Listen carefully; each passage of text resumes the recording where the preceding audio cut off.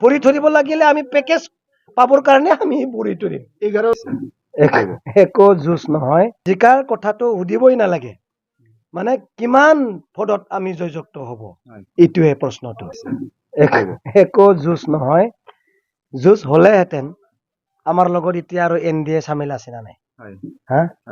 আমি ভেৰগাঁৱৰ পৰা 25,000 দিম, BJP আৰু BPF মিলি পেলাই। ভেৰগাঁৱত 5-6 হাজাৰ মান ভোট বাচি যাব। ক'তবা যাব বা 10,000 বাচি যাব। মানে মহেশ্বৰ বড়ো জিকাটো চিউৰ। একেবাৰে কবই নালাগে। আমাৰ নেনৰ চেৰপাঙৰ BPF জিকা, এই কিবা খৈৰাবাৰী BPF-ৰ, আৰু আমাৰ ইয়াতে BJP আৰু BPF আছে না নাই? একেলগে দিব না নাই? মানে জিকাৰ কথাটো সুধিবই নালাগে। মানে কিমান পদত আমি জয়যুক্ত হব, এইটোৱে প্ৰশ্নটো। কিমান পদত? আমি কমচে কম 25,000 মান ডিফাৰেন্সত আমি জিকিবলৈ সক্ষম হব। একো যুঁজ নহয়।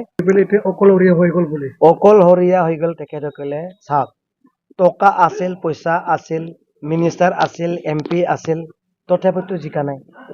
জিকিছে জানো? প্ৰমোদ বড়ো ডাঙৰীয়াৰ লগত সমৰ্থন কৰা MP আছে, মিনিষ্টাৰ আছে, MLA বিলাক আছে, তথাপিও আমি কিমান পাইছে? 28টা। প্ৰমোদ বড়োৰ পকেটত থকা পইচা খিনি যে আপোনালোকে পাইছে, আমি পোৱা নাই।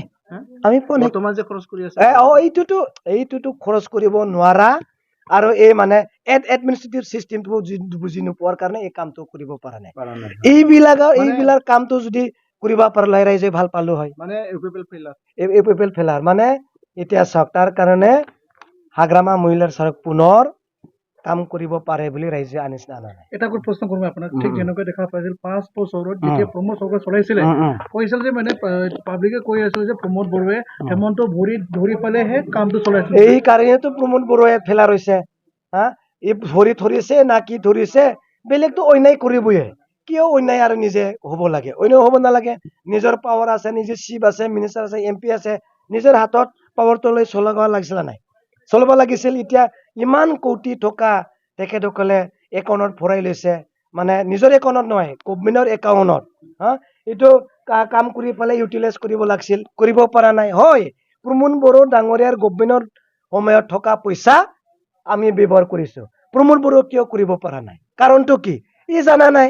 এডমিনিষ্ট্ৰেটিভ চিষ্টেমটো ই বুজি পোৱা নাই।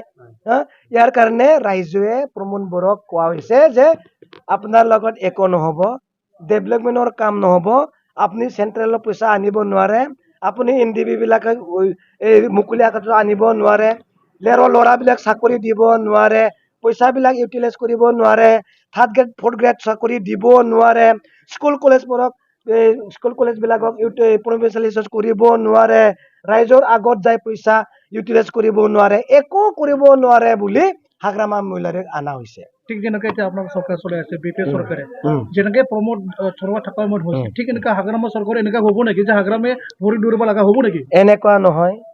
একো ভৰি ধৰা কিবা ধৰা নহয়। চেন্ট্ৰেলে যিটো পেমেণ্ট কৰিবৰ কাৰণে বা উন্নয়নৰ কাম কৰিবৰ কাৰণে আমাক ডেভেলপমেণ্ট দিব, আমি BTC হিচাপে আমি কৰিম। ষ্টেটে আমাক পেকেজ দিব, আমি নিজৰ ইচ্ছামতে ক'ত ব্যৱহাৰ কৰিব লাগে এইটো কৰিম। এইটো ভৰি ধৰিব লাগে নহয়। আমি সন্মানেহে জনাম, আমি ৰিকুৱেষ্টহে কৰিম। আমি যদি ভৰি ধৰিব লাগে, আমাক পইচা দিব লাগে।